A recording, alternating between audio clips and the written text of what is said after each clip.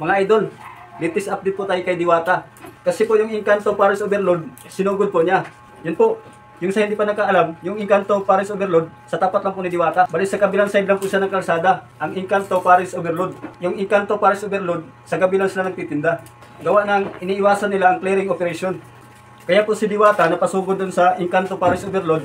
Gawa po kahit sa gabi, meron pa rin namang clearing operation. At madalas, pini-clearing operation pa rin si Diwata. Hindi naman po yung paninda ni Diwata, kundi yung masasakyan ng mga customer niya na nakaparada sa gilid po ng kalsada. Kaya po isang gabi, nag-clearing operation po yung ating mga alagad ng batas sa area po ni Diwata.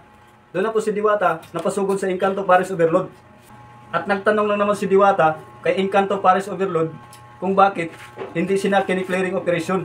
Ang tanong ni Diwata kay Encanto Paris Overload, bakit silang po lagi ang kini-clearing operation? Bakit lagi na lang ako? Bakit?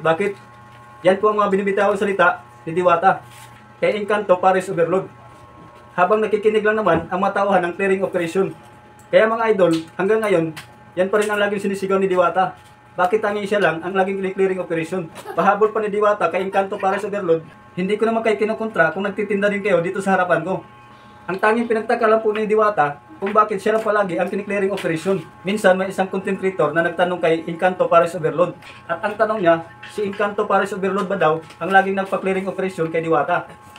At maring tinanggi naman ito ni Encanto Paris Overload na siya ang may pakana sa madalas na clearing operation kay Diwata. At ang paliwanag naman ni Encanto Paris Overload, kahit sila kini-clearing operation din.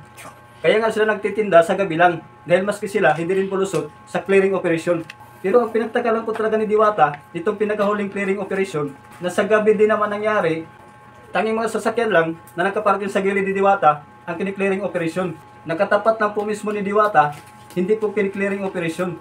Kaya po, hanggang ngayon ang sigaw ni Diwata, bakit tanging siya lang talaga parati? Bakit tanging siya lang talaga parati? Bakit? Ayan mga idol, kayo na po ang bahalang humusga sa palaging sinisigaw ni Diwata pagdating sa clearing operation. Samantalang si Encanto Paris Overload, nakatapat lang po mismo ni Diwata, hindi po kini-clearing operation. Kaya po, hanggang ngayon ang sigaw ni Diwata, bakit tanging siya lang po talaga ang kini-clearing operation? Ayan mga idol, kayo na po ang bahalang humusga sa palaging sinisigaw ni Diwata pagdating sa clearing operation. Bakit daw siya lang palagi ang pinupunteriya? Sa mga hindi pa po nakapunta kay Diwata Paris Overload, mas maigi po, huwag na po kayo magdala ng sasakyan, lalo na kung 4 wheels ito, dahil po mahirapan kayo magparking. Sa mga nakamotor naman, pag bakante naman po yung parking sa loob, pwede kayong pumasok.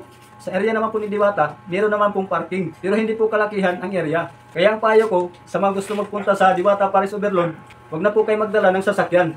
Hanggang dito na lang po, maraming salamat sa mga nanonood. At paki-like, share, comment na lang po. Maraming salamat ulit.